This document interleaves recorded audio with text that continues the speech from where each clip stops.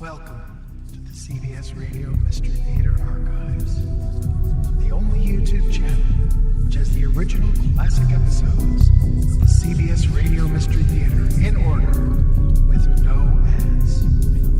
Thank you for listening, and now, enjoy the show.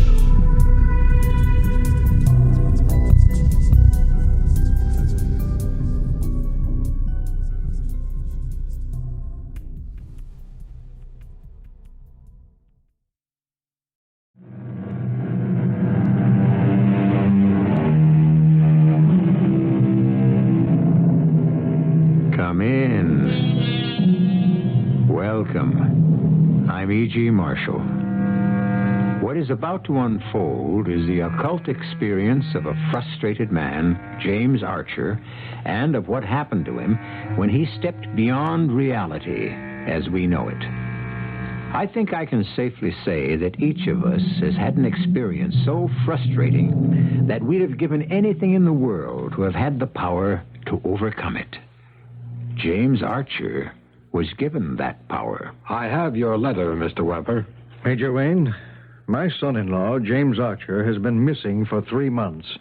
His body, or a body like his, was found in the Hudson River. His insurance has been paid over to my daughter, Nancy, Mrs. James Archer. Yes, we know all that. You also know that I'm president of a small bank in Terrytown. Can you explain how a substantial deposit is made in my bank each month to my daughter by her husband who is dead and buried?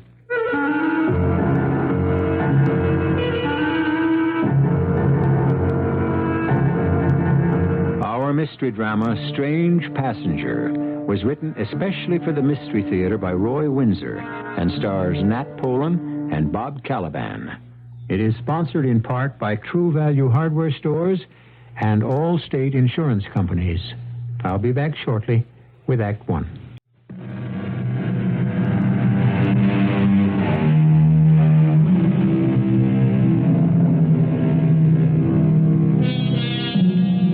Have you ever looked up at the night sky and the moon hanging there and just wondered?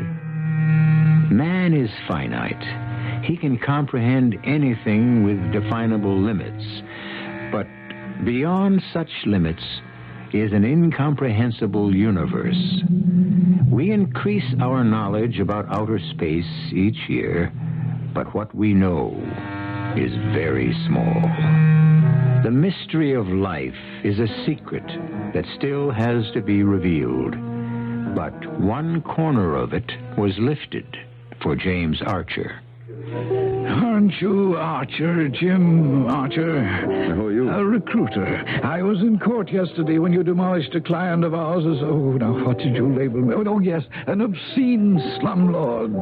It was yesterday. I just wanted to tell you how much I admired your plea for the plaintiffs. Thank you. Sit down if you'd like. You are not expecting anyone? No.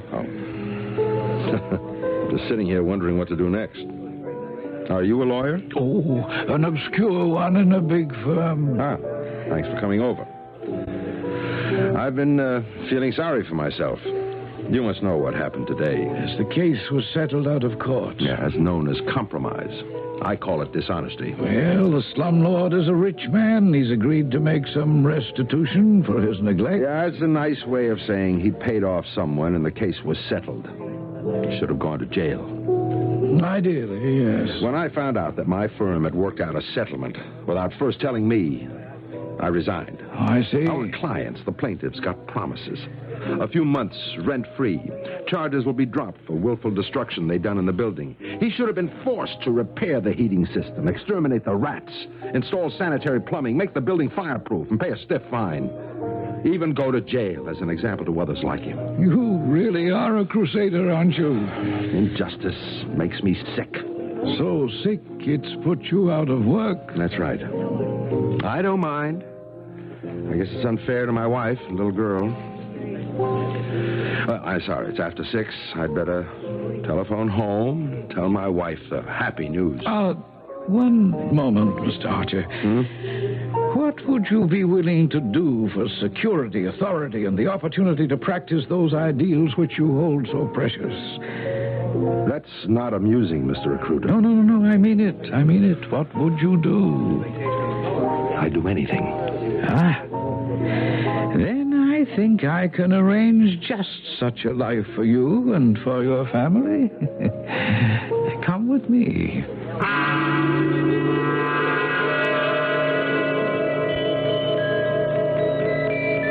Recruiter, so you have found a man of integrity.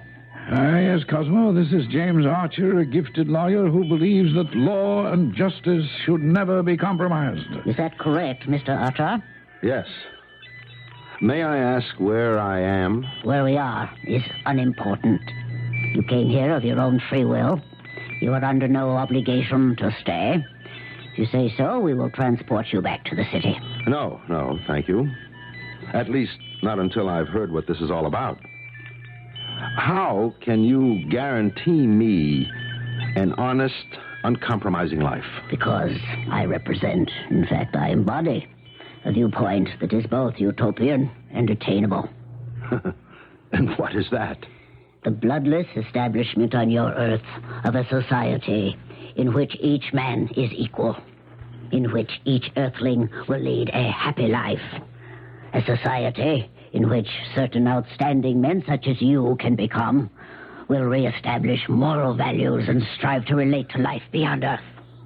Well, that's mumbo-jumbo, but it sounds good. It's not mumbo-jumbo.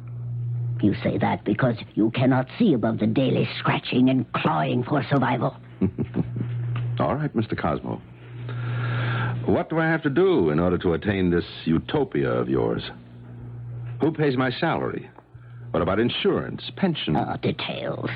You will never need to worry about any of them. And while you are away, before you begin your mission, your wife and child will be provided for. My mission? Yes. Soon after it begins, you will rise swiftly. You will become a man of importance locally, then statewide, and then perhaps in your nation. You will proclaim what you honestly think. No more compromise, no watering down of the law or of justice. Mr. Recruiter? Yes? Are you sure I'm not still in that bar trying to forget my worries? Oh, I am very sure. The opportunity that has come to you has come to only a few others on Earth. Just who are the two of you? There's something very weird about all this. It seems so because you are earthbound, Mr. Archer. Are you saying... No, that's nonsense. I know that a lot of people report flying objects. There have been drawings of funny little men with pointed antennae for ears and all sorts of things. No rational person gives them a second thought. You don't have to believe, Mr. Archer. You are free to leave. When you arrive home, you will appear to have overstayed your time at that restaurant, and you won't remember a word of what followed after. I can, in fact, right now, blank out the names of your wife and child. You mean... Now, wait a minute. Their names are... You can do that. Very easily.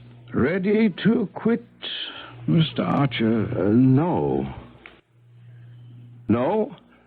I think I'll see this through. That is an incredible honor, Mr. Archer. Recruiter, bring in the ship, and we will be on our way.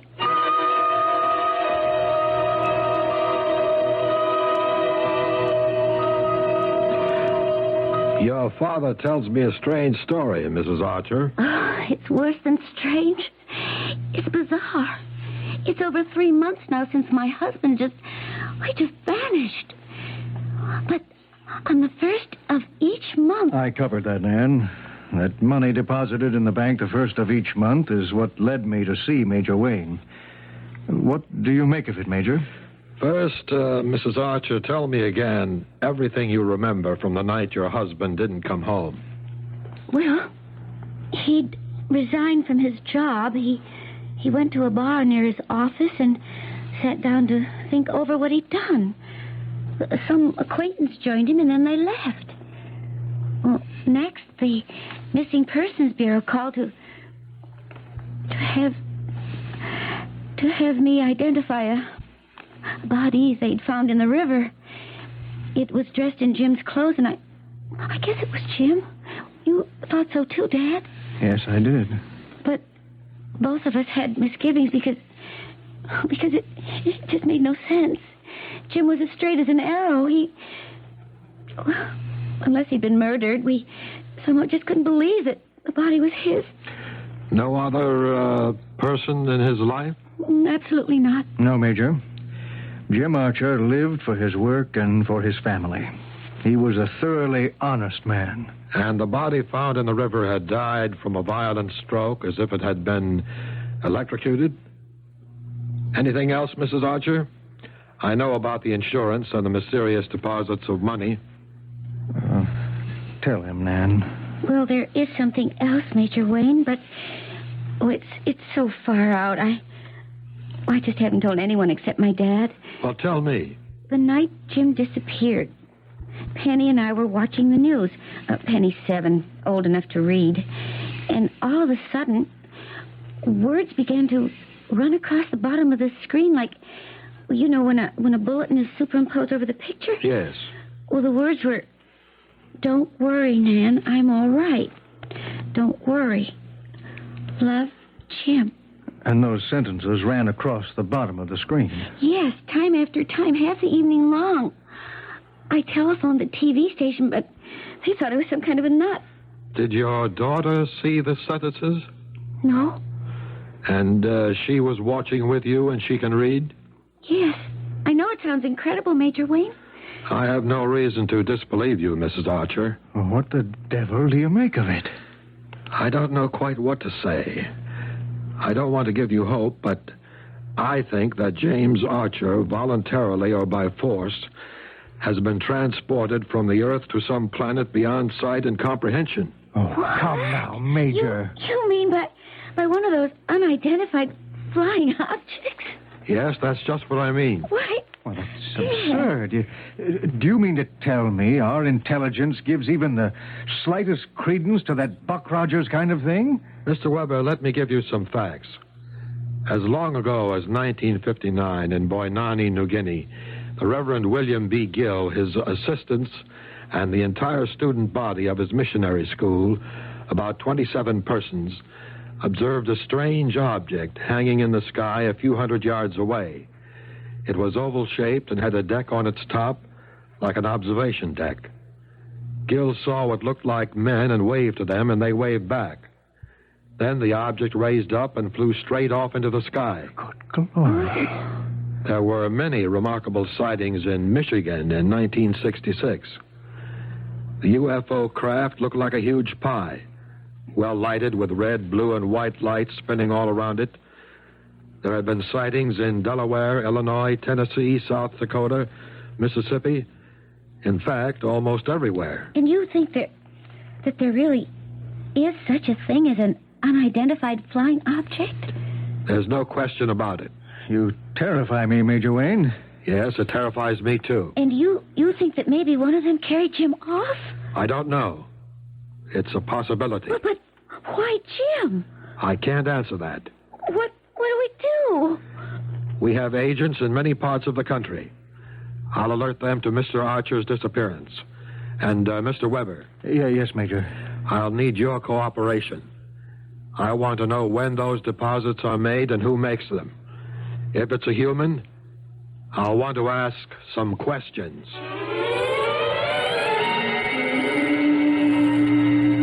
Well, Mr. Archer, what do you think? It's magnificent.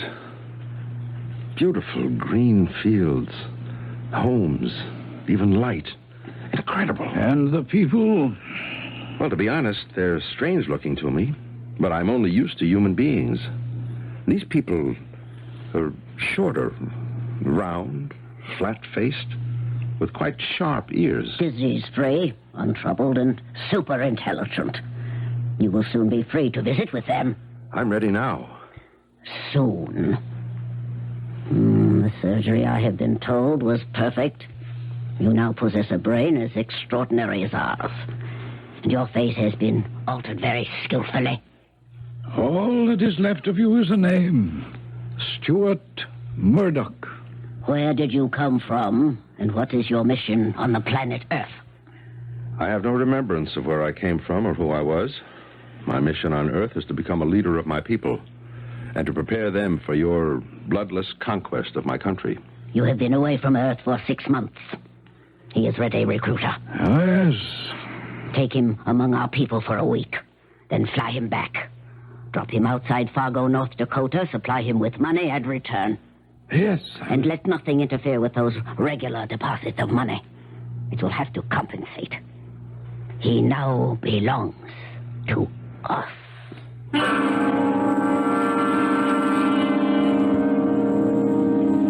Pure fantasy? Unidentified flying objects? One researcher wrote that he thought the phenomenon was so far outside the laws of present scientific knowledge that UFOs could be considered ridiculous. But once he was exposed to the hard facts, he concluded that the existence of this unexplainable phenomenon is, and I use his exact word, overwhelming. The strange story of James Archer, the recreated man, will continue in a few moments.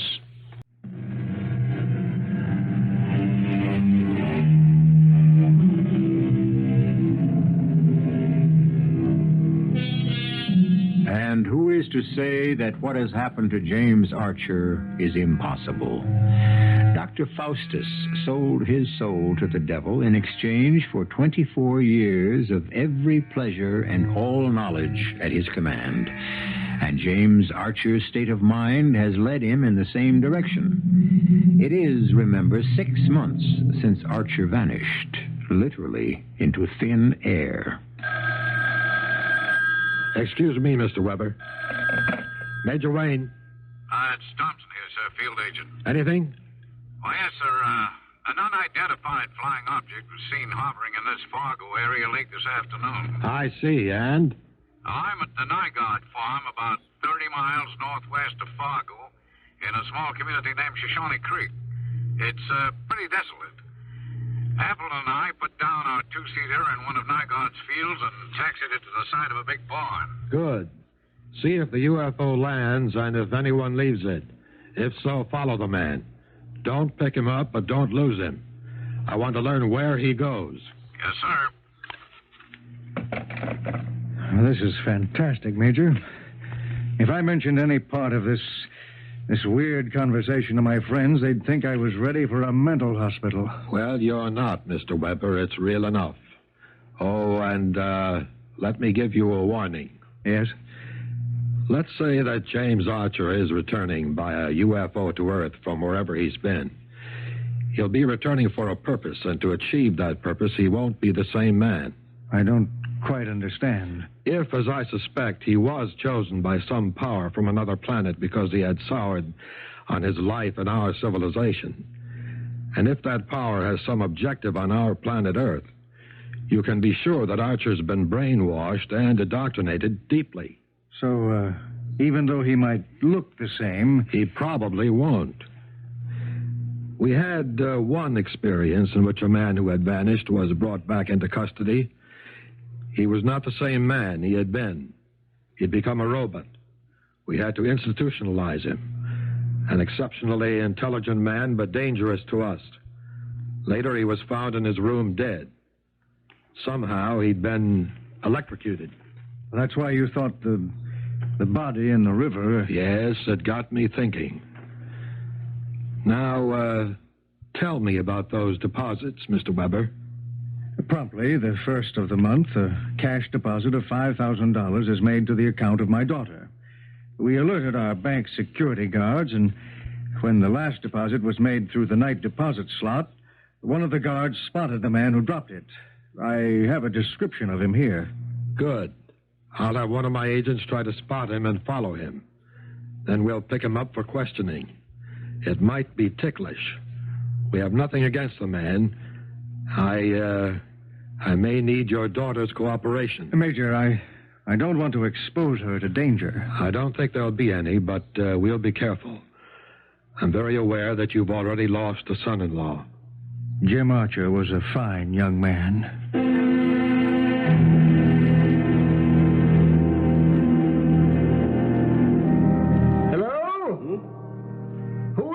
Oh, hello. Don't be afraid. Come up to the front of the church. I'm Reverend David Hode, the minister. I apologize for entering. Never apologize for entering a house of God. Who are you, young man? Stuart Murdoch. Not from around here, are you? No. Can I do something for you? Well, I didn't enter to do any damage, Mr. Hode. I should hope not. We don't have vandals out here on the prairie. Are you lost? Am I near Fargo? About 30 miles by the state highway. Do you have a car? No, but if you'll point me in the right direction. Glad to, but you won't find much traffic at this time of night. I take it you're hitchhiking. Unless there's someone around here who'll drive me to the airport. I have money. There's something on your mind, Mr. Murdoch. Anything I can do to help? Oh, no, I'm fine. Have you been in the church for... No, you just walked in, am I right? Yes, a minute ago. And before that, you were outside? Yes. Now, if you'll show me the way... Of course. All in good time, Mr. Murdoch. May I ask you a question? Did you see what I saw, and is that why you've come here? What did you see? A saucer-shaped thing hovering in the sky and then coming close to the ground, not far from old Neil's Nygaard farm, half mile from here. What do they call an unidentified flying object. And you think you saw such a thing? I know I saw it. I'll be going along. Others saw it, too. I came to my church to pray to God to protect all of us. From what? Satan. Reverend Hode, there is no such thing as Satan. It is in a man's self that he is good or evil. Young man, I believe in God, and he sustains me, and in believing in him, I accept Satan as a fact. A fact of what? He was cast out of heaven and is the chief monarch of hell. Of hell, which is? Many things, Mr. Murdoch. Satan corrupts mankind. The struggle to possess a soul for good or for evil goes on in a man forever. The presence of God within you cannot be extirpated. Then I don't have anything to worry about. Well, the day will come, I assure you, when you will feel his presence, and he will help you to decide what is right. Okay, if you say so. You have been infected, haven't you? Odd you didn't see that unidentified flying object. Oh, I saw it. The fact is, I had a ride in it. You know something? You just may have it that.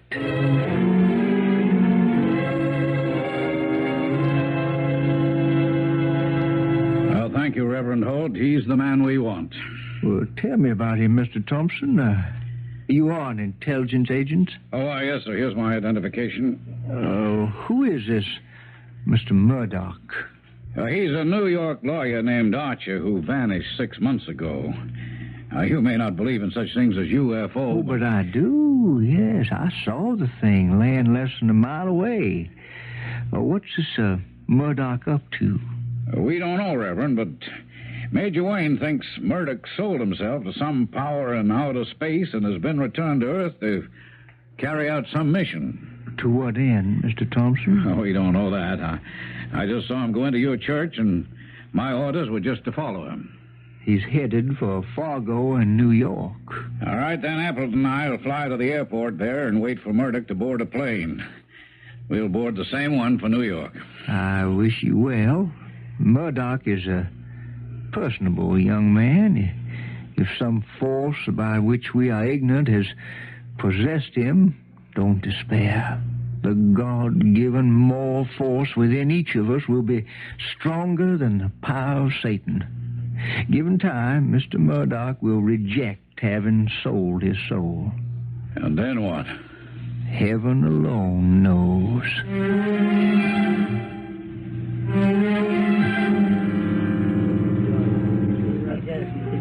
He comes in here almost every day after work. Oh, I'm terribly nervous, Major. Not Major, Mrs. Archer. I'm just plain Bill Wayne, your accountant, and you're Nancy. Have you got that straight? Yes, of course. Bill? It's 5:45. He ought to be along any... Uh-oh. That's the man. Oh, yeah. He's taking a seat in that booth. You know what to do. Yes. Wish me luck. I beg your pardon? Oh, yes? My name is Mrs. James Archer.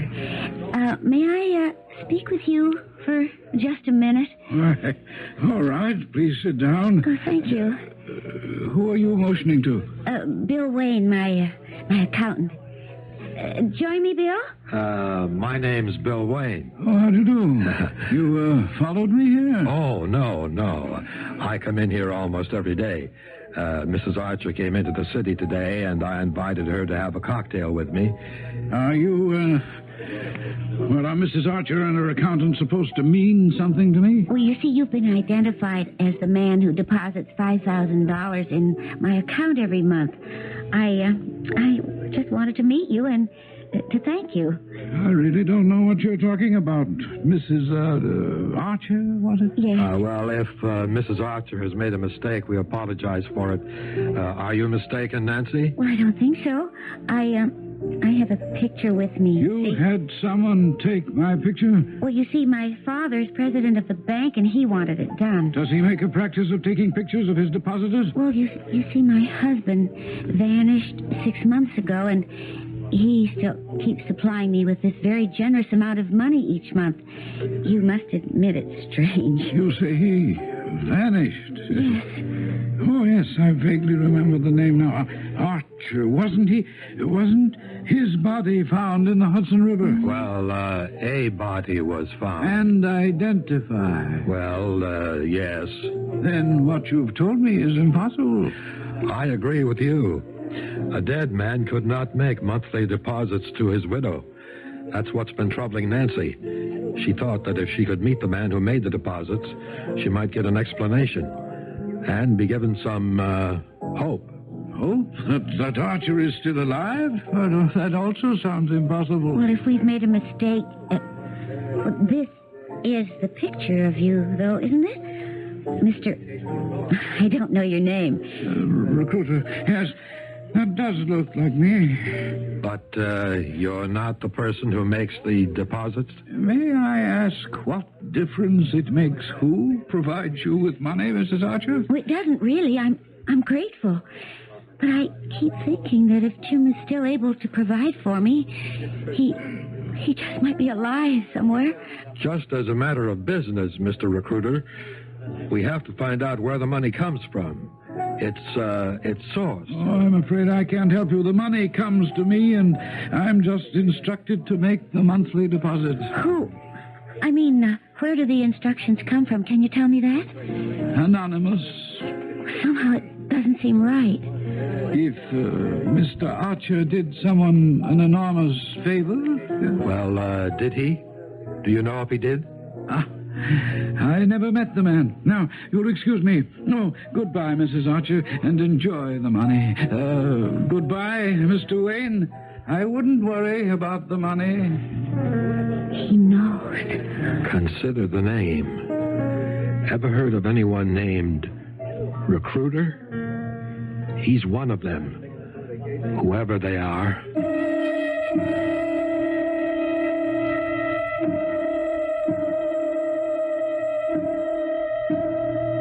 We are eavesdropping on a grotesque subject, UFOs, about which there isn't much doubt.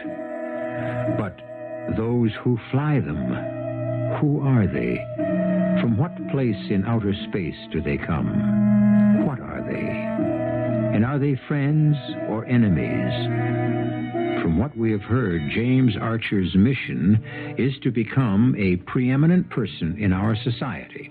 He is to prepare us for a bloodless overthrow of the several ways of life represented on our planet. Why? I'll be back with Act 3 shortly.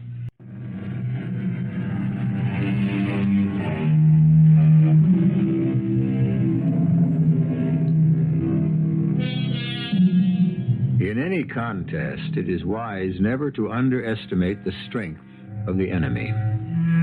But what do we do when confronted by an incomprehensible force, one beyond finite understanding?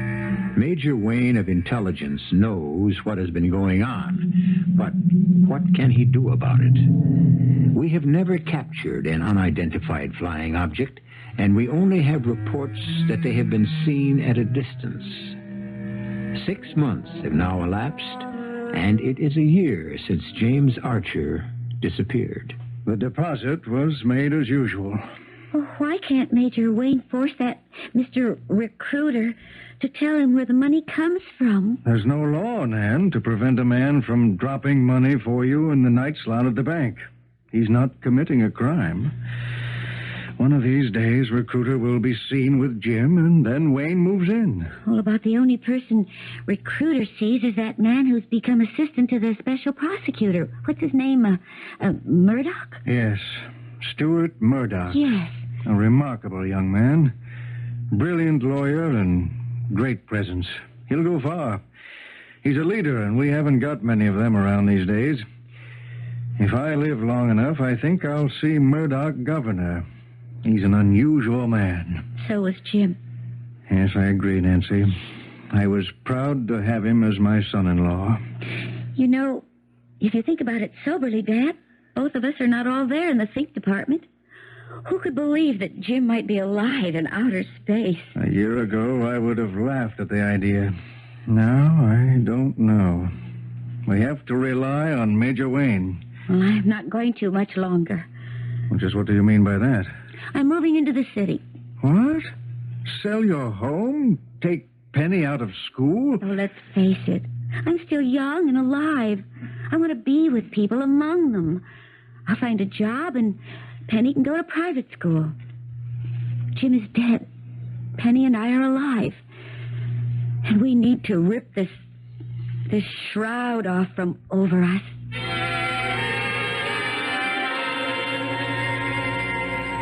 Happy to meet you, Reverend Hode. You remember Thompson? I sure do. It's nice of you to have invited me to New York, my first visit.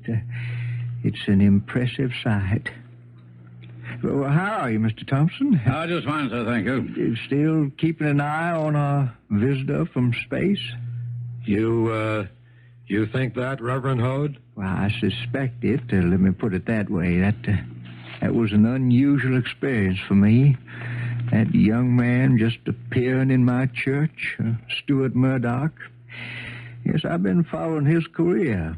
He's what you brought me here to talk about, isn't it, Major? Yes, you've met him and you've talked with him. And I'm sorry for him.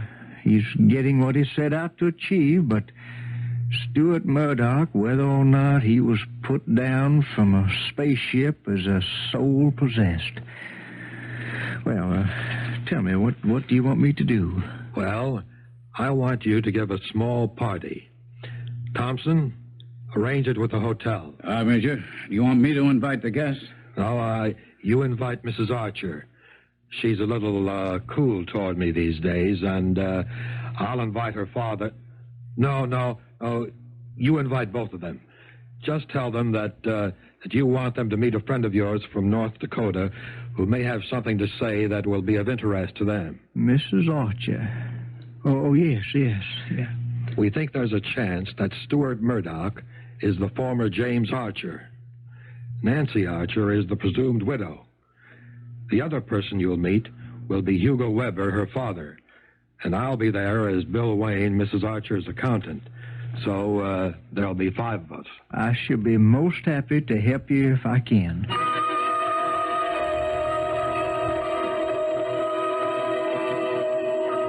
Well, Recruiter. I'm troubled, Cosmo. Why? Mr. Murdoch is everything we expected him to be. Oh, that's true. He's risen rapidly, and he has already become a public figure. But I'm troubled about him. when I dropped him in North Dakota. It seems that he wandered into a church and he met the minister there, a Reverend David Hode, who filled him with talk about Satan, soul, God, and conscience. Murdoch couldn't have been affected by that nonsense. No, but Murdoch remembers Hode and often brings up his name. The man made an impression on Murdoch. And you find that to be a distraction? When Murdoch was transformed and brainwashed, was all of his conscience removed? I assume so. That is what the report indicated. Do you suspect that he has some vestige of conscience left? I don't know. But the thought troubles me.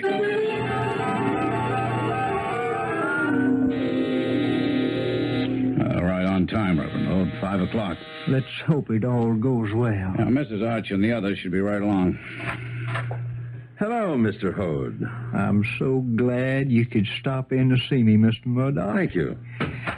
Meet Joe Thompson, a member of my church back home. Joe, this is Stuart Murdoch. How do you do? Sit down, Mr. Murdoch.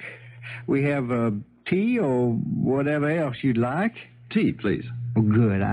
I don't try to impose my tastes on others. I thought that was your job, Reverend. Shoving your convictions down the throats of others. No, not shoving, young man. I expose my convictions to them, and then it's up to the individual to accept or to reject the truth. The truth, as you see it. It's the word of God, which is a truth. I'm just one of his messengers. That's one of the reasons I wanted to see you while I was in New York. You're my messenger from God? Yes, I do believe I am. I knew that when you wandered into my church in Shoshone that... well, remember when we talked? You remember, of course. Every word of your mumbo-jumbo, Reverend. You said that the presence of God within each person cannot be extirpated. Here's your tea, Mr. Murdoch. Thank you. Well, I'm afraid you were wrong, Reverend. I'm unchanged. I haven't had to whistle for God's help. I've helped myself. And as you may know, I've been very successful. But, you're here, Mr. Murdoch. You didn't forget me? Of course not. I liked you when we met, and I'm happy to see you again. Oh, that should be the others, Reverend Hode. How let them in? Friends of neighbors back in Shoshone. You don't mind, do you? No, certainly not. Mr. Weber, Mrs. Archer, I'm so glad you could stop in. This is Stuart Murdoch, the man I was telling you about. Hello, Mr. Murdoch. I'm happy to meet you. My father, Mr. Weber. How do you do? And Bill Wayne, a friend. Hello, gentlemen. Hello. Joe, tea for. It's a real honor meeting you, Mr. Murdoch. Well, thank you. We've been following your career, Nancy and me, and I must say we like the way you've ripped into corruption and graft. The public is entitled to honesty in government. Well, that's what they all say, but you seem to mean it. And my actions, I hope, prove it. My late husband felt that way, too. I mean, about honesty. Yes, Jim Archer was an honest man. All that got him was his resignation from his job. He couldn't stand hypocrisy. He wouldn't compromise. I can't either. But I've learned that one has to prepare others slowly for the truth. Not your version of truth, Reverend. Truth is indivisible, young man. The truth I preach is God's word. Truth is an ideal, and it is divine. Well, I think that's foolish. Truth, like any other commodity, has to be sold. If you'll excuse me, I do have to be going. I'm happy to have met all of you. And Reverend Hode, do pay New York another visit. I can find my way out, Mr. Thompson. Well, Mrs. Archer? No, Major. Stuart Murdoch isn't Jim Archer transformed in space and returned to Earth. Why, the very idea is absurd.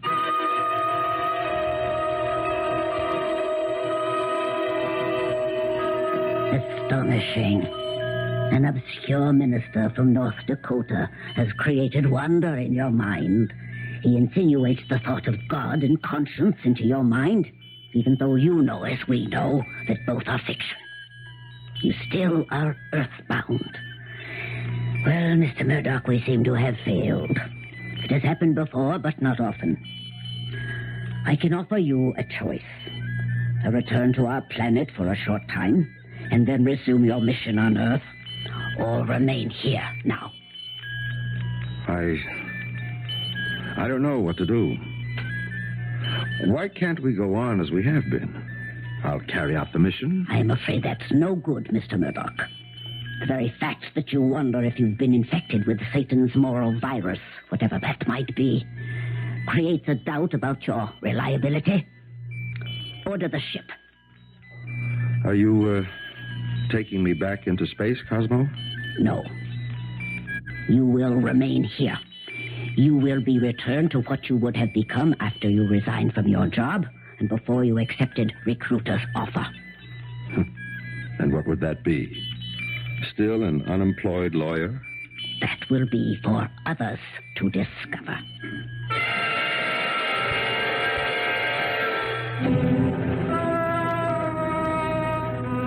Open the door, Thompson. Follow me. Have your gun ready. Yes, sir. The house feels empty. There's a light at the end of the... Oh, look over there, sir. In that chair. Good Lord. Why, that's James Archer. I know from pictures of him. It's asleep. Yeah, or drugged. His hair has turned gray, and look at his face. Worn and haggard. He looks like a drunk sleeping it off. Archer. What is it, Major? His hand is cold as ice. He's dead.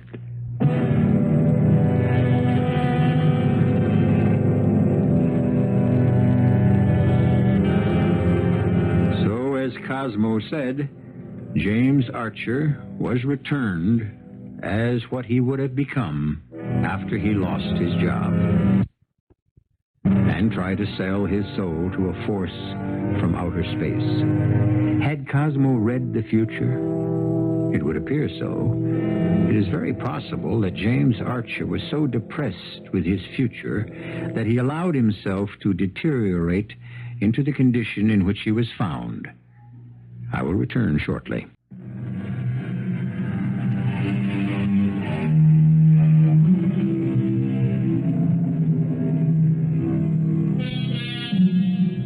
Frustration leads some of us in dangerous directions. For most of us, however, hope extends a hand to lift us up from despair. James Archer never grasped that hope. He angrily preferred the path that led him to become the instrument of a force from another planet, whose goal is the bloodless conquest of Earth, not by invasion, but by indoctrination. He saved his soul, even though it cost him his life. Our cast included Nat Polen, Bob Kaliban, Evie Jester, Ian Martin, and Frank Behrens. The entire production was under the direction of Hyman Brown. And now, a preview of our next tale. That's what it is, all right. Seaweed. Nothing but a simple fungus. Why, is it poisonous? Absolutely not. Wouldn't harm a fly, and unless, of course... Unless what, of course? It's kind of nutty, you know, but it's a special fungus in a way. Oh, now, come on, Jake. Let me have it. I feel kind of silly, Walt. I mean, it's only because ever since Maud died, I'm kind of a, well, like Dickens, an old antiquarian, and I read up on offbeat subjects. Like what? Well, this particular seaweed. In the Middle Ages and all like that, it was like, you know, frog's eyes and bat's fur and all the junk that got boiled up in a cauldron when someone wanted to mess around with black magic. I mean, kind of crazy even to mention it, but since it worries you so much, there's no chance you got a witch somewhere in your house, is there? Radio Mystery Theater was sponsored in part by Buick Motor Division and Allied Van Lines. This is E.G. Marshall inviting you to return to our Mystery Theater for another adventure in the macabre. Until next time, pleasant dreams.